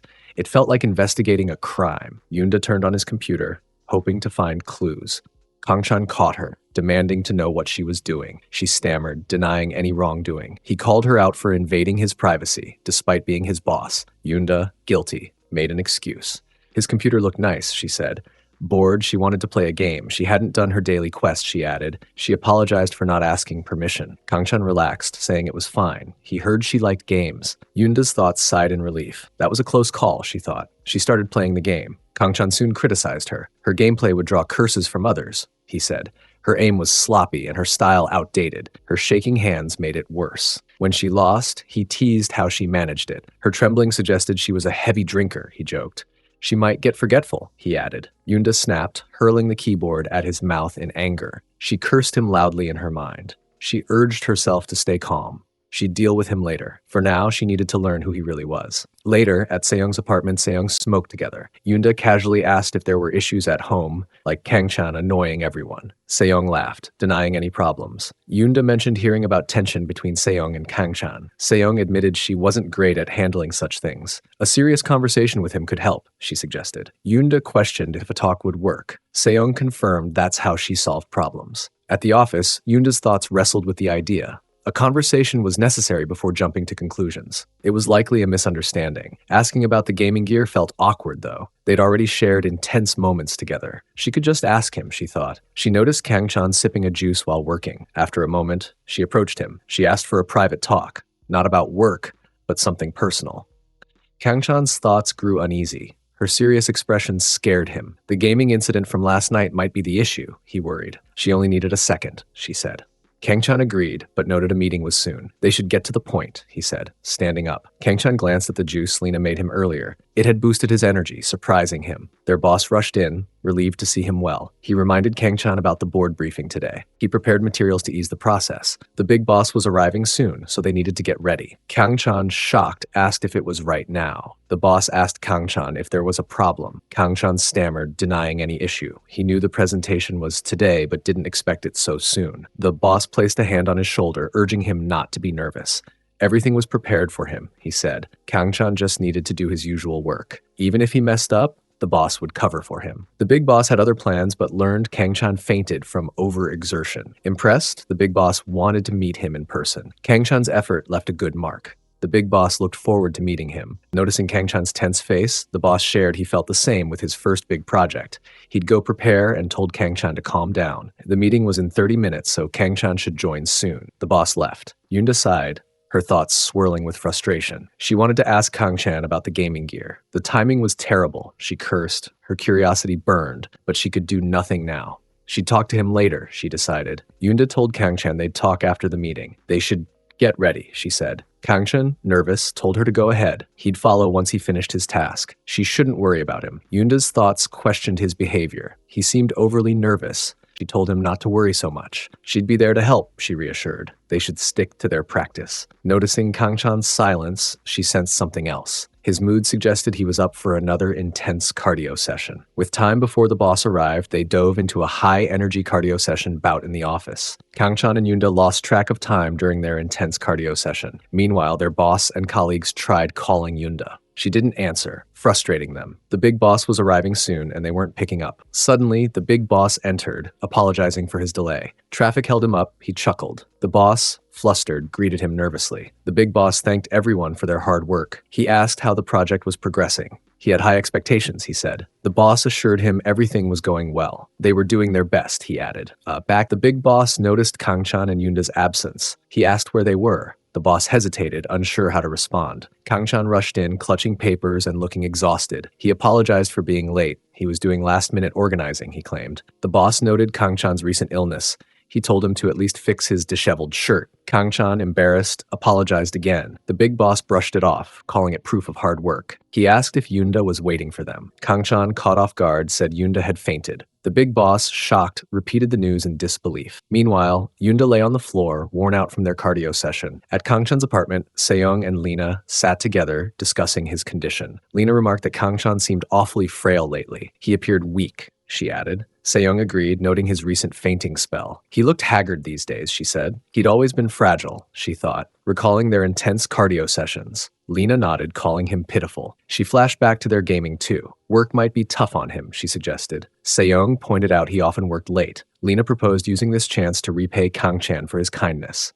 Seyoung asked what she meant by repaying him. Lena suggested buying him some meat, or Seyoung offered eel to boost his energy. Lena, confused, questioned if she meant his stamina. Seyoung laughed, saying stamina and energy were the same. She didn't mean anything odd. She was genuinely worried he'd faint again. Ginseng, zinc, black raspberry, and garlic could help, she added. Lin interrupted, asking if they had money for all that. They survived on cup noodles last month, she reminded them. Silence fell over the group. Lin, checking her phone, said money wasn't the issue now. They might get kicked out of the apartment. Seyoung, shocked, asked about being evicted. Lin showed them a photo on her phone. It captured Kang-chan with a girl, though her face wasn't clear. Lena, surprised, asked what it was. Lin explained she passed by his office and snapped the picture. She believed Kang-chan had a secret girlfriend. If he moved in with her, they'd lose their place. Lena noticed a dark splotch on the photo. Seyoung complained the woman's face wasn't visible. Lin admitted her finger blocked the shot. She was rushing take it, she laughed. Seyoung asked if Lin saw the woman's face. Lin said she hid behind a wall right after spotting them. She didn't see her face, she admitted. Seyoung dismissed the idea. Kangshan having a girlfriend seemed impossible, she laughed. It was likely a misunderstanding. Lena suggested the woman might be scamming him. Seyoung's thoughts fumed. Kangshan better not have a girlfriend, she grumbled. Lin pointed out it was stranger that he didn't. He was short but dressed well, she said. He stayed in shape and looked young for his age. He owned a house and excelled at his job. Silence hung heavy again. Seyoung scoffed, rejecting Lin's statement. She didn't agree at all, she said. Lena echoed her sentiment. Seyoung sighed, dismissing Kangshan's supposed girlfriend. Who cared if that weakling had one? She huffed. Curiosity nagged her, but exhaustion won. She announced she'd take a nap. Lena's thoughts fumed as Seyoung left. Seyoung was so predictable, she mused. Kangshan having a girlfriend was unacceptable. He belonged to them, she thought. She needed to see the vixen who charmed him. Their claim on him was clear, she vowed. Later that afternoon, Yoonda woke up on the office sofa. She wondered if she'd passed out. Panic hit as she questioned what happened with the presentation. She hadn't anticipated this mess. She couldn't pull herself together. Walking straight felt impossible. She called herself pathetic. Her obsession with cardio sessions made her skip work duties. She needed to make up for it. Asking Kangshan what happened was her next step. Suddenly, Kangshan appeared from behind, startling her. Without hesitation, they dove into another intense cardio session. Yoonda woke up abruptly, realizing it was a dream. Everyone stared, stunned by her sleep-talking outburst. Silence gripped the room. Frustrated, Yoonda declared it a perfect day to resign. Her colleagues, shocked, questioned if she'd quit over this. The big boss laughed, saying she must have had a wild dream. Their games were quite thrilling, he noted. Her fainting showed her hard work. He was relieved to have such dedicated employees. Rest was as vital as work, he advised. The big boss turned to their boss.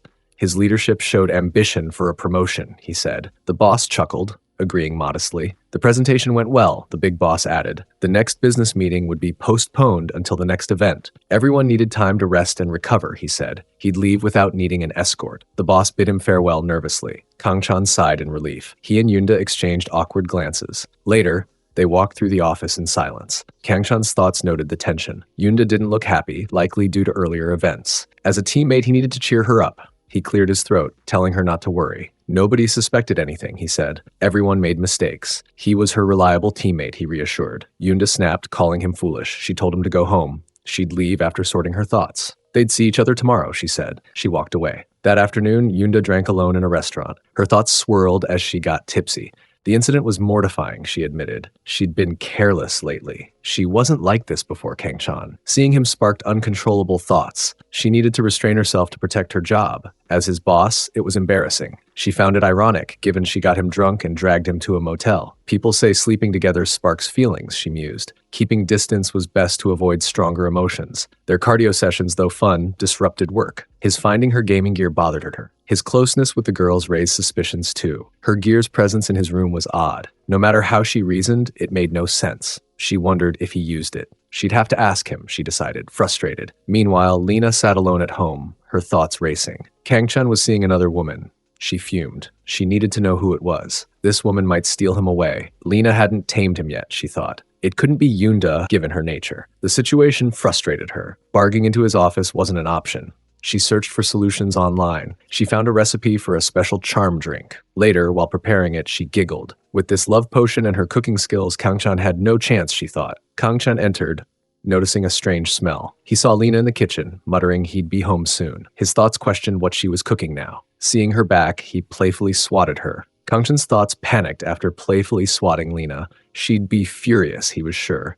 He scrambled for an excuse. Making one up now seemed pointless. If she yelled, he'd stand his ground like a confident leader. Lena, slowly turning red, asked what that was. She said he swatted her hard. Handing him a glass of glowing green potion, she urged him to drink. He lacked energy lately, so she made it for him, she said. Kangshan questioned if she really made it for him. His thoughts noted the drink's odd smell and eerie glow. It looked dangerous, he thought. He asked if it was safe to drink. Lena insisted it was fine. Why wouldn't it be, she added.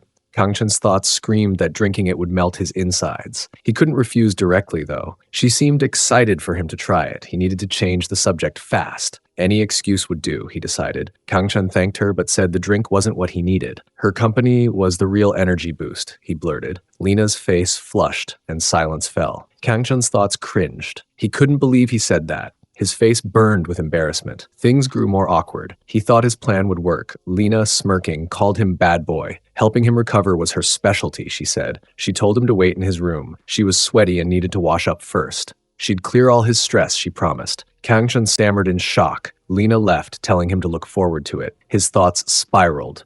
He avoided the drink but landed in deeper trouble. Drinking it might have been safer, he groaned. In the shower, Lena's thoughts reflected on her wasted effort. She was the perfect remedy all along, she mused. Kangchan, usually reserved, surprised her with his boldness. He was manly at times, she admitted. If he wanted a cardio session, he could have just said so. Things turned out well as she wanted it too. His rough swat was thrilling but embarrassing. She'd teach him a lesson. But there turned out, she decided. Meanwhile, Kangchan lay on his bed, his thoughts heavy. Waiting felt like being on death row for a false crime. He questioned his choices. After gaming all day at the office, he faced it again. He hoped to survive the day without issues. Sleep was all he craved. Suddenly, Lena entered, and they dove into an intense cardio session.